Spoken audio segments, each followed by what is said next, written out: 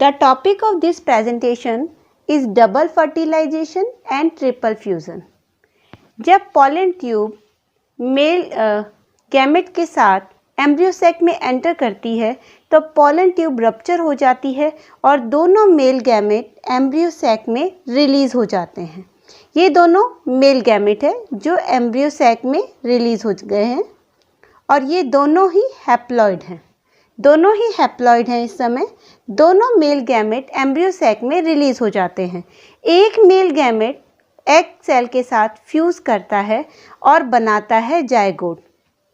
जब egg cell के साथ ये फ्यूज करेगा तो इस प्रोसेस को बोलेंगे सिनगैमी। एक मेल गैमेट जब एग सेल के साथ फ्यूज करता है तो इस प्रोसेस को कहते हैं सिनगैमी। और सिनगैमी की प्रोसेस से जो फॉर्मेशन होती है वो होती है जायगोट। और जायगोट 2n सेल है, डिप्लॉयड जायगोट सेल की फॉर्मेशन होती है। ये ट्रू फर्टिलाइजेशन है, यानी एग प्लस 1 मेल गैमेट का जो फ्यूज़न है वो फ्यूज़न है ट्रू फर्टिलाइजेशन। एक टाइप का फर्टिलाइजेशन आपको समझ आ गया। सिंगल फर्टिलाइजेशन जो इसमें हो रहा है इस समय एक टाइप का जो हो रहा है ट्रू फर्टिलाइजेशन है। और इससे क्या बनने वाला है? 2n जायगोट, डिप्लॉयड जायगोट बनता है जिससे फर्दर एम्ब्रियो बनेगा। दूसरा जो फ्यूज़न होगा सेकेंड मेल गैमेट के साथ में होगा। किसका फ्यूज़न होगा? सेकेंडरी न्यूक्लियस का।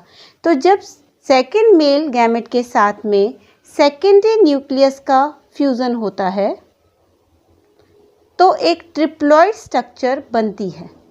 ये triploid structure primary endosperm nucleus है। प्राइमरी एंडोस्पर्म न्यूक्लियस है। इस प्राइमरी एंडोस्पर्म न्यूक्लियस से फर्दर क्या बनने वाला है?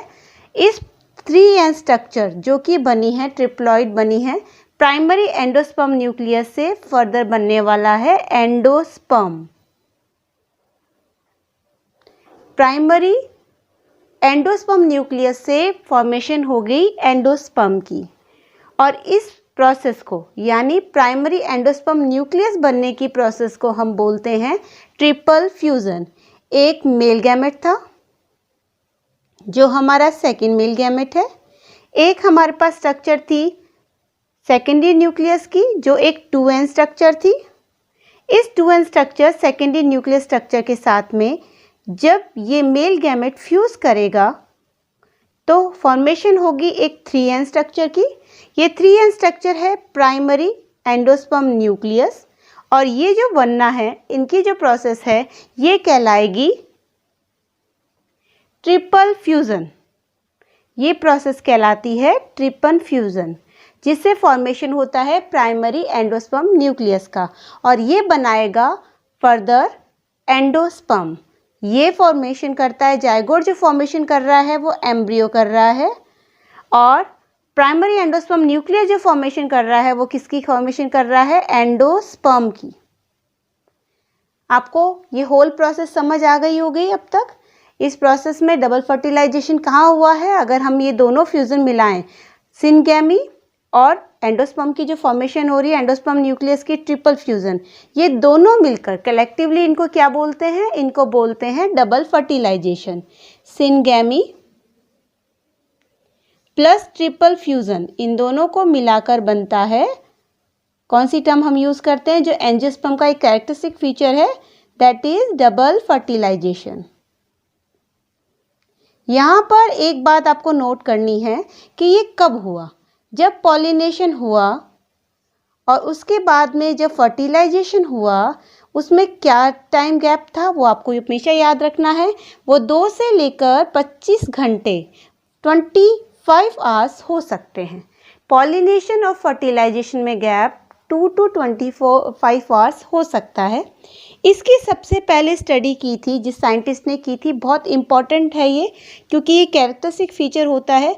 सबसे पहली स्टडी इसकी की थी नेवेस्चीन ने। एक साइंटिस्ट था 1898 में ये स्टडी उन्होंने की थी। और कौन से 2 प्लांट के अंदर की थी? एक प्लांट था फ्राइटिलेरिया और दूसरा प्लांट था लीलियम। इन दोनों प्लांट्स के अंदर इन्होंने सबसे पहले स्टडी की, बहुत इंपॉर्टेंट नाम है क्योंकि डबल फर्टिलाइजेशन एंजियोस्पर्म का एक कैरेक्टरिस्टिक फीचर होता है। सबसे पहले किस प्लांट में की वो भी आपको याद रखना है, फ्राइटेरिया प्लांट था, फ्राइटिलेरिया और लिलियम प्लांट था, ठीक है। इस प्लांट में सबसे पहले स्टडी हुई थी। अब यहाँ तक आपको समझ आ गया होगा। और एक पॉइंट आपको ज़रूर याद रखना है कि सिनगेमी से पहले होता है ट्रिपल फ्यूज़न, यानी ट्रिपल फ्यूज़न होने के बाद में सिनगेमी होती है। तो जो हमारा ट्रिपल फ्यूज़न था उसके बाद में ट्रू फर्टिलाइजेशन होता है, इसे ट्रू फर्टिलाइजेशन कहते हैं सिनगेमी को। कई बुक में ट्रिपल फ्यूज़न को सेकेंड फर्टिलाइजेशन टर्म भी यूज़ की गई है इसके लिए। इसके बाद में देखो इसकी क्या इम्पोर्टेंस है, क्या इम्पोर्टेंस है इसकी। तो अगर इसकी इम्पोर्टेंस देखी जाए तो इनकी इम्पोर्टेंस मेनली दो उसमें है, दो इम्पोर्टेंस है इसकी।